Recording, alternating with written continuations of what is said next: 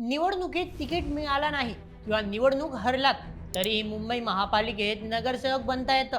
होय, तुम्ही बरोबर ऐकल्यात. मुंबई महापालिकेत नाराज नेत्यांना खुश करण्यासाठी आता सर्वच पक्षांनी बॅकडोर एंट्रीची म्हणजे चोर दरवाजेची तयारी सुरू केली आहे. ही स्वीकृत नगरसेवक नावाची जादू नेमकी काय आहे आणि कोणाला लागणार आहे ही लॉटरी? मुंबई महापालिकेची निवडणूक म्हणजे आशिया खंडातील सर्वात श्रीमंत महापालिकेची निवडणूक. इथे एक तिकीट मिळवण्यासाठी हजारो इच्छुकांच्या रांगा लागलेल्या असतात. सर्वांनाच तिकीट मिळणं शक्य नसतं. या निवडणुकीच्या काळात आपण पाहिलं की अनेक इच्छुकांना आणि अगदी विद्यमान किंवा माजी नगरसेवकांनाही पक्षाकडून तिकीट मिळू शकले नाही. तिकीट न मिळाल्यामुळे काय झालं तर अनेक सर्व पक्षीय नेत्यांनी आणि कार्यकर्त्यांनी उघडपणे नाराजी व्यक्त केली. काहींनी राजीनामे दिले, काहींनी पक्षांच्या कार्यालयाबाहेर निदर्शने केली, तर काहींनी थेट बंडखोरी करून अपक्ष म्हणून फॉर्म भरले. आता निवडणुकीच्या या रणधुमाळीत त्या नाराज झालेल्या नेत्यांची समजूत कशी काढायची हा सर्वच प्रमुख पक्षांच्या पक्षश्रेष्ठींसमोरचा सर्वात मोठा प्रश्न होता. आणि याच प्रश्नाचं उत्तर म्हणून आता राजकीय पक्षांनी त्यांचा प्लॅन बी वर काम सुरू केलंय. तो प्लॅन म्हणजे स्वीकृत नगरसेवक. काय आहे हे संपूर्ण प्रकरण चला सविस्तर जाणूया आजच्या व्हिडिओमध्ये. सर्वात आधी आपण हे समजून घेऊया की ही परिस्थिती का निर्माण झाली. मुंबई महापालिकेत एकूण 227 वॉर्ड आहेत, पण प्रत्येक वॉर्डातून तिकीट मागणारे 5 ते 10 तगडे उमेदवार असतात. त्यांनी 5-5 वर्षे वॉर्डात काम केलेलं असतं, पैसा खर्च केलेला असतो. त्यांना वाटत असतं की यंदा आपला नंबर लागणार, पण राजकारणात समीकरणं रातोरात बदलतात. युती आघाड्या, जागा वाटप आणि त्यातही महिला किंवा जातीचे आरक्षण यामुळे अनेक वर्ष पक्षाशी एकनिष्ठ राहिलेल्या नेत्यांचा पत्ता कट होतो. मग अशा वेळी वर्षानुवर्षे पक्षाची सतरंजा उचलणाऱ्या कार्यकर्ता किंवा पक्षातील वरिष्ठ नेत्यांच्या निकटवर्तीयांचा संताप अनावर होतो. हीच वेळ असते जेव्हा पक्षाला आपल्या माणसांना गमवायचे नसते. कारण जर हा नेता दुसऱ्या पक्षात गेला किंवा अपक्ष उभा राहिला तर तो पक्षाच्या अधिकृत उमेदवाराची मत खातो आणि पक्षाला पराभवाचा धक्का बसतो.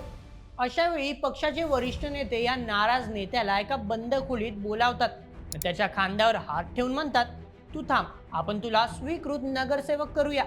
हीच ती आश्वासनांची मलमपट्टी आहे जी बंडखोरी थंड करण्यासाठी सध्या सर्वच पक्ष वापरत आहेत.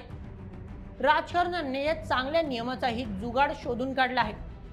गेल्या काही वर्षांपासून आपण पाहतोय की कोणत्याही खऱ्या तज्ज्ञाला किंवा विचारवंताला हे पद दिलं जात नाही.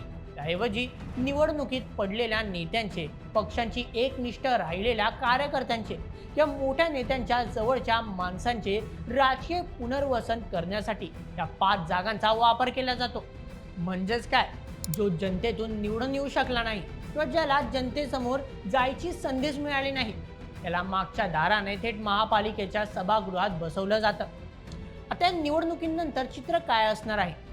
सर्वच प्रमुख पक्षांनी, मग ती भाजप असो, शिवसेना असो, काँग्रेस किंवा राष्ट्रवादी, त्यांनी अशा नाराज माजी नगरसेवकांची आणि नेत्यांच्या जवळच्या व्यक्तींची यादी बनवायला सुरुवात केली आहे. जे उमेदवार निवडणुकीत थोडक्या मतांनी पडले आहेत किंवा ज्यांनी पक्षाचा आदेश मानून स्वतःची उमेदवारी मागे घेतली आहे, त्यांची समजूत काढण्यासाठी त्यांना स्वीकृत नगरसेवक पद देण्याचे पक्के आश्वासन दिले गेले आहे. या स्वीकृत नगरसेवकाला महापौर पदाच्या निवडणुकीत मतदान करता येत नसलं तरी इतर अनेक समित्यांवर त्यांना काम करता येतं. त्यांना नगरसेवकाचा दर्जा मिळतो, मानधन मिळतं आणि सर्वात महत्त्वाचे म्हणजे त्यांच्या नावासमोर नगरसेवक ही पाटी लागते.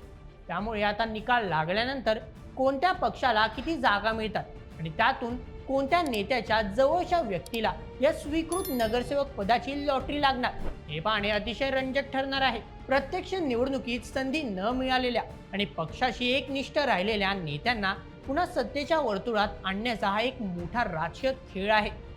ही होती मुंबई महापालिकेतील स्वीकृत नगरसेवकांच्या बॅकडोर एंट्रीची संपूर्ण कहाणी.